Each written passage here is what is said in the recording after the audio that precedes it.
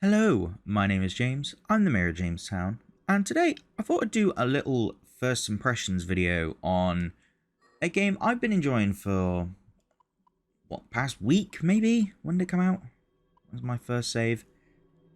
The 27th. So yeah, a week. Say a week now.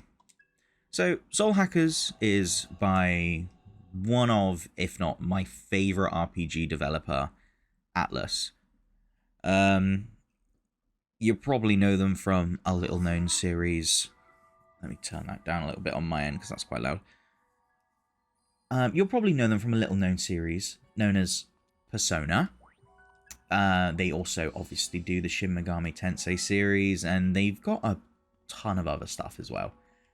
But I'm a big fan of Shin Megami Tensei, Persona, and just a lot of Atlus's games and RPGs. They're a lot of fun. They have a bunch of really fun mechanics, and as someone who obviously spent most of their childhood playing Pokemon, playing a more adult demonic version of that is honestly really fun, which is what I kind of get out of the Shin Megami Tensei series. For some weird reason, they decided not to add the SMT name to this one, even though the original Soul Hackers, I'm pretty sure, is considered an SMT game. That's a weird one. Not really too sure what that's about, but, you know, I'm not the developer. So, over the last week, I've seen a couple of videos about this game where some people are completely bashing it and then others are really enjoying it, and I'm in sort of in between the two camps.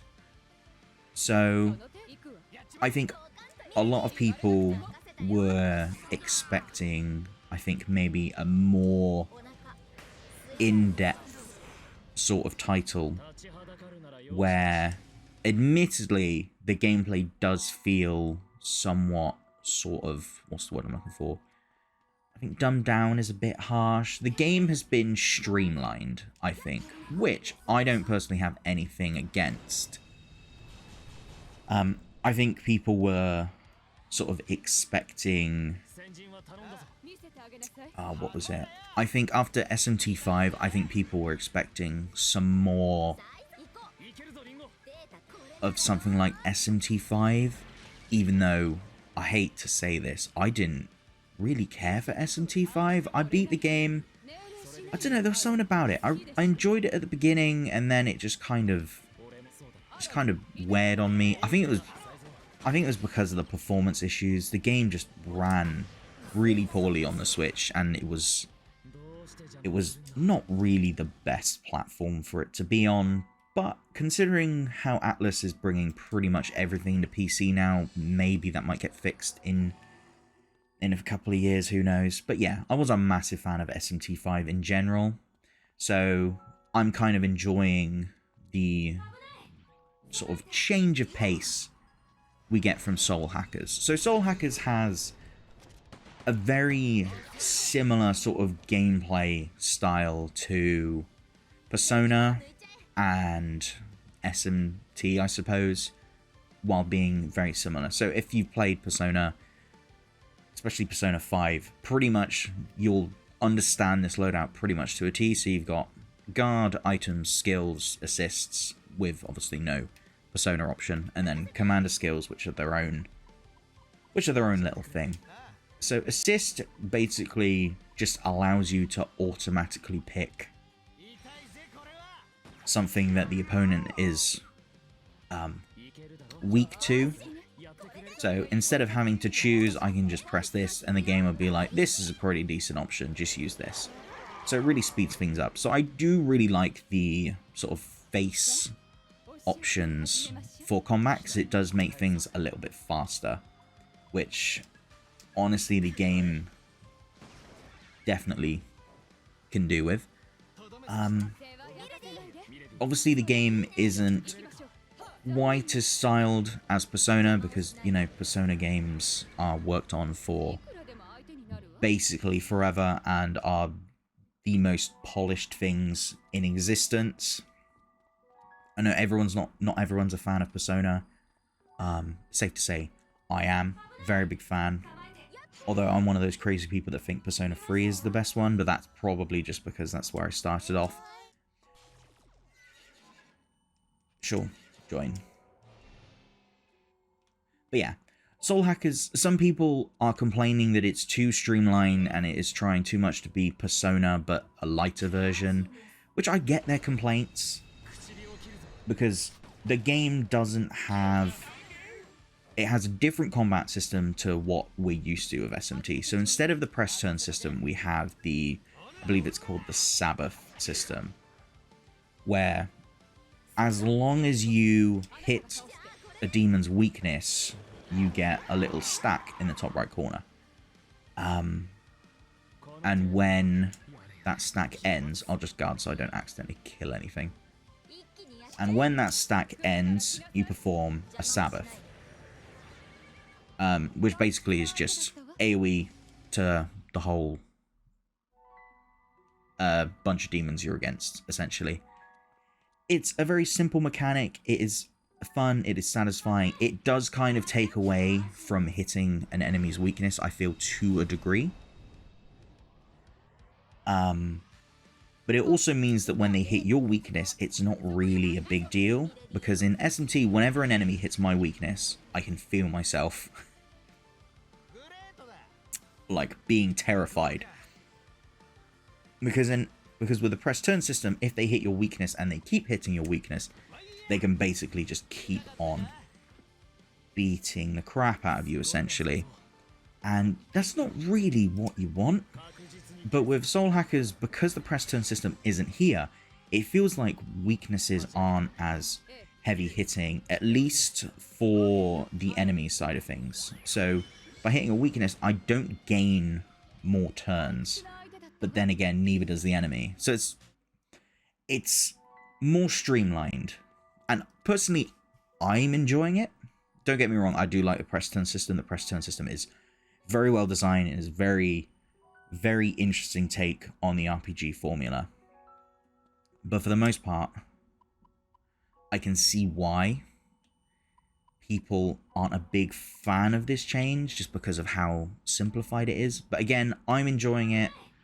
Personally, I'm enjoying it. It's simple, but it's easy to follow and understand, and you don't have to worry so much about running into SMT BS, because you've come across an enemy that for some reason has 8 turns, and every time they hit your weakness, they only use half of one of those 8. So technically they can have 16, providing they're able to hit your weakness every time, which usually the AI doesn't do, but sometimes the AI does, and is very frustrating. But you kind of expect that with SMT. But yeah, from what I've played so far, I'm only 10 hours in. The game isn't particularly difficult, but again, I'm only 10 hours in, so I can only say so much. But yeah, overall, I'm enjoying the game. I think the story is interesting. To put it simply, the story is you are two sort of creations of what is essentially a super intelligent computer, and the computer is like, hey, by the way, just to let you know, if you don't go and help out, we'll never exist, because the world's basically going to be effed. So yeah, if you don't help, we're all dead. None of this will have ever existed, and basically humanity will be screwed. So it's your job basically to stop the end of the world. Pretty standard Atlus affair, I must say. From the sounds of things, you don't get any new party members, which is an interesting choice. So I understand people's complaints with the game. I think people are a little bit underwhelmed with the sort of party lineup. Dungeon designs, as you can see, design-wise, I actually like the look of them. This is Axis. This is the Soul Matrix. This is, you basically go through this dungeon to unlock sort of more sort of passives and active skills from your teammates. I won't really delve into it because it kind of touches upon their stories, which I don't really want to go into. But yeah, design-wise, how did that miss? Design-wise, the dungeons are very linear, which again can be quite tiresome and quite boring. See, now personally for me, I don't mind a linear dungeon. I'm not a massive fan of getting lost in dungeons because it is inconvenient, and if I get lost, it's annoying. Basically, I'm not a massive fan of long-winded dungeons, which is really weird considering that my favorite genre is the RPG genre. But yeah, as you can see, the sort of design and layout of dungeons is quite plain and isn't very interesting or inviting. What I'll do is I'll show off one of the other dungeons I've currently got done. So I've not really progressed very far because I've been trying to do the Soul Matrix stuff when and as it appears. So I basically spent like the last 3 or 4 hours in this section of the game, just because I kind of need to get it done. One thing I do really appreciate about this game is that you can save literally anywhere. It is amazing. I'm sorry, but this needs to be implemented in literally every RPG from now on. None of this save only when you get to a save point, because it's pointless. Maybe you can have save points that heal you. That's fine and dandy. Do what you want with that. But it's 2022. People have stuff to do. They can't be spending 2 hours in a dungeon and then realizing, oh bugger, I need to go and, do something, pick up the kids or whatever, or go out for an evening. And, with the rising cost of energy bills, the last thing you want to be doing is leaving your PS4 on all day. Just let people save anywhere. This, I'm really glad they have implemented. But yeah. Where's the other dungeon? Whereabouts is it? Nope, not there. That's story. Is this it? Here it is. So yeah.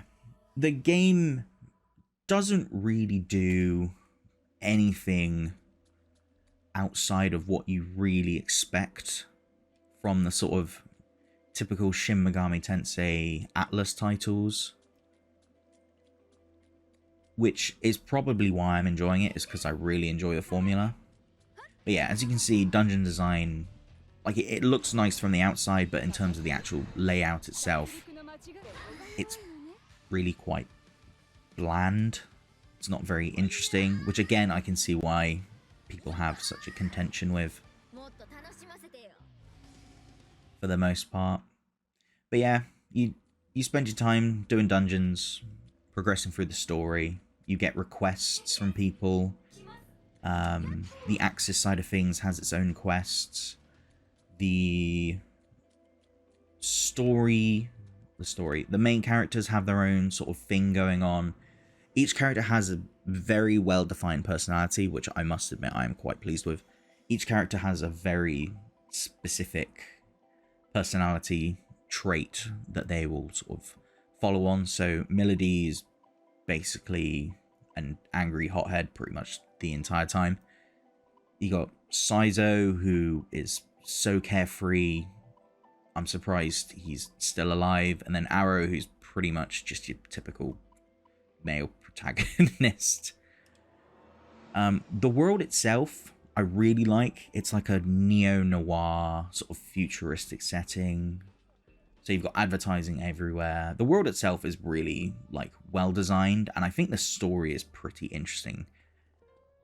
Which is quite surprising because I feel like I've not played an RPG where the story has actually intrigued me in quite some time, because I did not care for SMT5s whatsoever, and it's probably blasphemous I even say this. But yeah, you've got shops and whatnot, and what am I looking for? Yeah, so the artwork's pretty good. The shops are pretty standard. You've got, you got your standard demon summoning affair, which is over here, I think. You've got requests and all that good stuff. For all intents and purposes, it's a rather inoffensive Atlus RPG. There's not really anything new outside of, I suppose, the Sabbath system, which, again, I'm enjoying. But I can see why some people might be like, it's not as good as the press turn system. It's not as engaging as the press turn system, but I'm enjoying it. I can't say I'm complaining. Yeah, the game is fun. To put it simply, am I enjoying the game? Yes. The game is a fun JRPG that doesn't take itself too seriously, with some fun mechanics, interesting characters, and a fun sort of world. Here we've got basically pretty much just passive upgrades. So yeah, fairly simple with this person. You just passive upgrades. And just like in Persona, you can switch out your demons, because instead of you summoning demons, each character has their own sort of demon attached to them. So for instance, let's look at Ringo. Ringo has Gen equipped to her. You can switch these out for any one of these characters. So again, it's kind of similar to Persona. So I hate to keep saying it's similar to Persona, but it really is sort of like a middle ground between Persona and Shin Megami Tensei, pretty much. I know some people are like, oh, Atlus needs to stop sort of focusing on the Persona series, but unfortunately for them, the Persona series is, I'm pretty sure it's their most well-selling JRPG they have. And there's not really much that can be done about that, because people love the Persona games. It is what it is.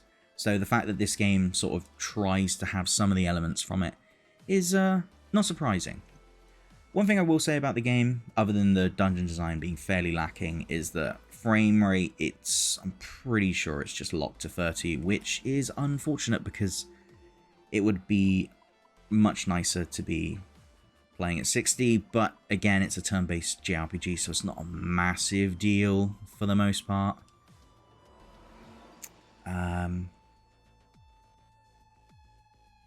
So yeah, I don't really know if I have much more to say about Soul Hackers, to be honest.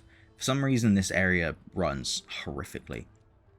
Now, I don't know if the PS5 version of the game runs better. I would assume so. I unfortunately cannot test that, as I do not have a PS5. But yeah, for the most part, Soul Hackers is a fairly inoffensive JRPG that has an interesting setting, some interesting battle mechanics, but it isn't nearly as sort of in-depth, I feel, as something like the mainline SMT games. Which I think is why people, or at least some people, are saying that it is just trash. Which I think is too strong of a stance. I don't think the game is bad. The game is not bad. I don't think the game is great. I think the game is pretty decent and pretty good for the most part. From what I've played so far, I'd give the game maybe a solid 7. It may go higher as the game progresses. It may go lower as the game progresses. I don't know why I said progresses so weirdly there. But yeah, for the most part, I'd say the game's like a pretty solid 7. If you like Atlus RPGs, you're going to enjoy this one. If you love the press turn system from the SMT games, you might be a little bit disappointed in the Sabbath system. But for the most part, from a personal perspective, I'm enjoying the game. It's the most fun I've had with an RPG in a little while. A lot of the RPGs I've been playing recently, I've kind of just been like, okay, I hope this ends soon so I can stop playing it. So far, Soul Hackers 2 hasn't gotten me to that point yet, which is honestly quite surprising. And it might be because of the more adult and intriguing story that I'm actually a bit more engaged with it, a little more than some other RPGs I've played as of late. But yeah, that's about the gist of it. If you like what you see, give the game a go. If you don't. It's not a massive deal. There will be other Atlus JRPGs, as there always are, and I'm sure they will be just as good, if not better. Just before I wrap up, there were a couple of points I completely forgot to mention during the recording. One of them was the fact that the music in the game is phenomenal. I'm addicted to the intro opening scene. It's called Hopeless Call, and I'll just play a very brief section of it now.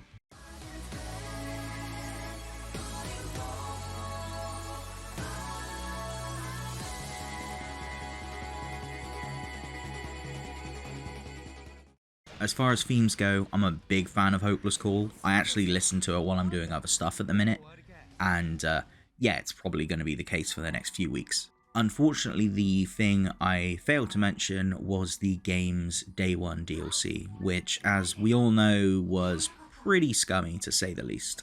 Looking at the Steam store page and all the DLC on there, we've got the costume and background music pack for $9.99. We got the booster item pack for $3.99. We've got the bonus demon pack for $9.99. And then we've got the bonus story arc, The Lost Numbers, for $7.99. So I wasn't too fussed about the DLC because usually I don't buy DLC. Typically when I finish a game, I'm done with it. I don't want to play it anymore. I've had my fill. The DLC tends to just be a bit more of a game that I'm no longer wanting to play, so I don't bother with DLC. So with Soul Hackers 2's DLC, it didn't really affect me because I knew I wouldn't be buying it. But from looking at it, the DLC is pretty rough. So first of all, you've got the costume and background music pack. So you get 6 themed outfits for your party. That costs you $9.99, at least on Steam anyway. I don't know what the PS4 one is, I just thought it'd be easier for me to have the Steam one open. Then you've got the booster item pack, which allows items to drop from battle to help you earn in-game currency, boost stats, and grant EXP. So, not only are extra costumes being gatekept by a price, which is, you know, is to be expected, to be honest. The super rare items that allow you to level up, which are in most Shin Megami Tensei games now in the form of, I think it's tomes and grimoires or gospels. I think it was gospels in SMT5. Yeah, they didn't drop a lot, but they didn't require you to pay a DLC for them to drop, which is pretty rough. Then the bonus demon pack, I don't really know what the details of the bonus demon pack is. I think it's just, it grants you access to 8 powerful bonus demons. So I'm presuming these do not exist in-game. Yeah, so by the looks of things, they've put some of the demons behind a paywall, which is super scummy. It's, that's not good. Don't do that. That is, I can see why people are annoyed. This is bad DLC practice. Because the game is about collecting demons, and yet 8 of them are locked behind a paywall. That is not what you want. But then on top of that, you've also got a whole bonus story arc also locked behind DLC, which I have no idea is any good or not.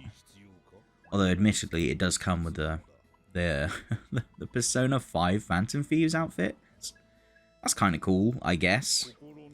Still kind of scummy that it's, you know, locked behind $7.99, and from what the reviews are saying, it isn't like a massively good addition to the game, and is definitely not worth the price of admission. So by the sounds of things, this should have just been in the game as like an extra little side story. So, yeah. Honestly, as far as the DLC goes, avoid it at all costs. It's really scummy, and I hope Atlus learns their lesson from this, because everyone that's talking about this game is talking about how bad the DLC is. And I didn't realise sort of how egregious it was until I looked into it myself. But yeah, this is pretty rough. I can see why people are pissed off. I would be too if I paid for DLC, but I never do, so I'm not really that fussed. But yeah, this is really scummy. They're locking content day one behind DLC. It'd be different if they decided, okay, we've made some content, we'll add it to the game, job done. But they're not doing that. They've already made the content, and then they've decided, wait a minute, we can make people pay for this. And looking at the very minimal reviews on Steam, I'm not sure many people are paying for this. But I don't have Steam figures, so I don't really know. But yeah, unfortunately, had to end on a bit of a sour note with the DLC. I was supposed to mention it beforehand, but I forgot, because I was doing it live, and, you know, you miss things. But here we are. Yeah, the DLC sucks. Do not buy it. Rest of the game, though, still pretty solid. If you can ignore the DLC and the poor practices of it, it's still a pretty solid JRPG. It's not the best, certainly is not the worst, though. So, with that, thank you for those that stuck around until the end. I've been James, the Mayor of Jamestown, and until next time, goodbye.